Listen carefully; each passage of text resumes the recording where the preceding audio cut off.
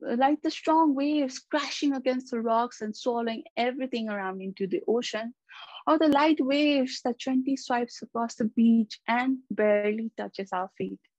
Our emotions too have the power to swallow everything around us, or lightly make others understand how we feel. Do you recognize which one are you, or which one would you like to be? Good evening, presiding officer, fellow Toastmasters, and dear guests. How many of us have had an emotional outburst with our family, friends, and colleagues in the past 6 months? Let me see a raise of hands. Okay, I can see a few hands raised. Thank you for being honest with me. Now, I would like to be honest with you too. As I was growing up, I was known among my family and friends to have the most emotional number of outbursts. And I thought that the emotions and the display of it only made us human, right? Only to realize that the attention that I was getting wasn't in the best of lights, and I didn't know how to reverse it either. Let me tell you about two situations in my life where my emotions got the best of me and affected the people around me. One morning, I woke up to the scorching sun that had pierced into my room. Instantly, I had a headache because I couldn't sleep well last night. I grabbed hold of my cell phone to see how much sleep I can afford before my alarm goes off, and realized that it's 9 a.m. and my alarm didn't ring an hour before. I rushed to get dressed for my presentation, which was at 9:30. And by 9:15, I was having breakfast frantically and going through my slides in the kitchen. My mom, who was there in the kitchen with me, was unaware of all of these things happening to me and on in my head, and said, "Can you help me with this task after you finish breakfast?" "Mom, I can't. I have a presentation in 10 minutes. "Then why do you have to wake up so late?" And I feel my blood rush to my head and my face. And I say, "Mom, this is the first time that I'm waking up so late in the past few weeks, and I was working on my project all night. You will never understand." And instantly, my mom gets mad at me for my tone of voice, and our moods are ruined from the early morning. And throughout the day too, I couldn't concentrate on my work because of the emotional outburst that I had with my mother, which made me feel guilty, and not forgetting the headache. Could I have avoided this situation? Definitely. Now, let me tell you about a situation at work where I gave in my best for a project and even delivered it to a panel. So had my colleague. And but I knew that my work was good and I had delivered it well as well. And after weighing pros and cons of both the project, his project was chosen over mine. I didn't know why his project was chosen when clearly mine was better. Colleagues came up to me and said, "Well done, your project was good and we loved your plan and the concept."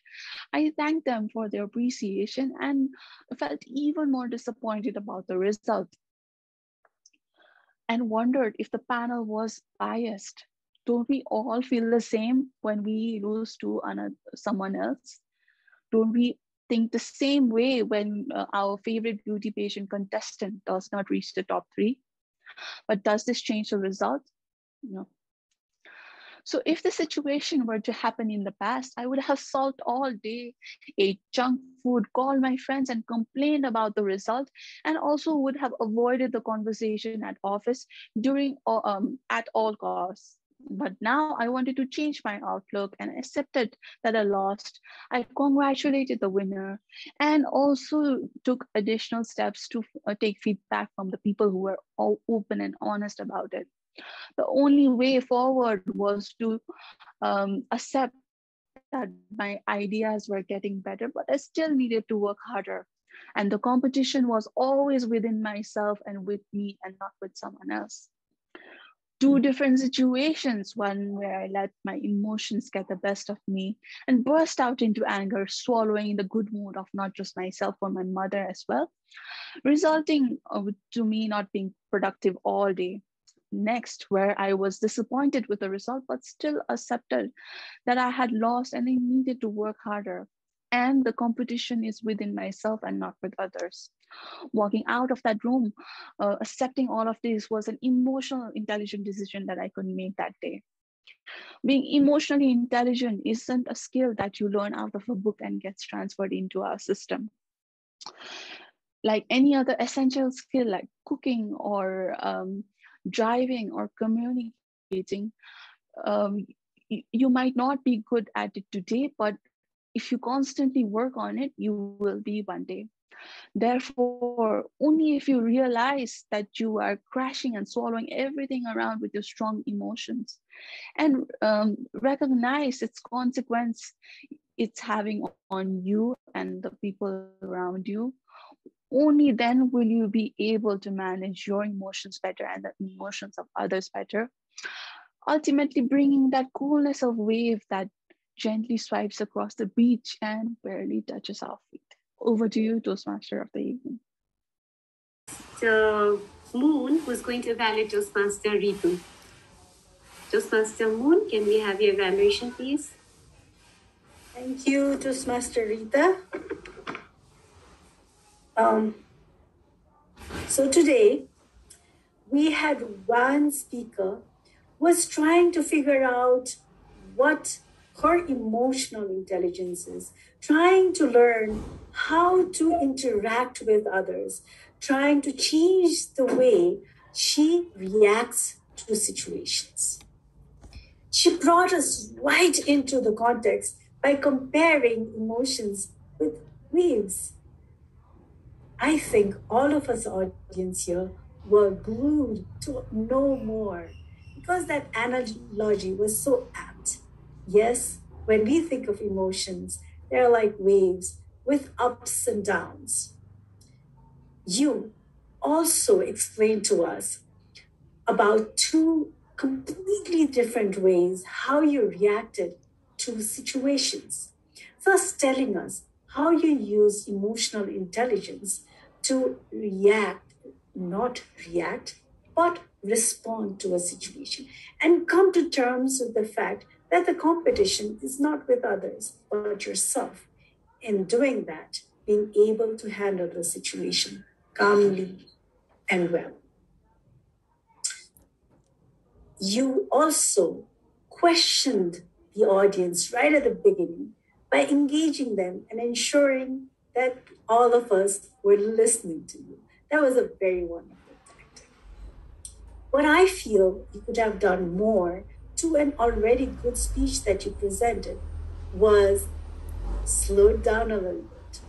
Wait for the timer's report. I'm sure you'll figure out that you had a lot of time, and that was because you did not pause, and the speed at which you were speaking was so fast. I know I was listening very intently, so I heard what you said, but I'm not sure if all the audience were able to hear the nuances that you had in the reaction that you had to the two different situations at home and at work. Also, we as an audience want to take something back from this wonderful experience that you had of using emotional intelligence to ensure that you maintain the balance in the reaction that you gave. If you had also given us tips on what you did so that you became aware of your reaction and were able to manage that reaction to make sure it was a good one.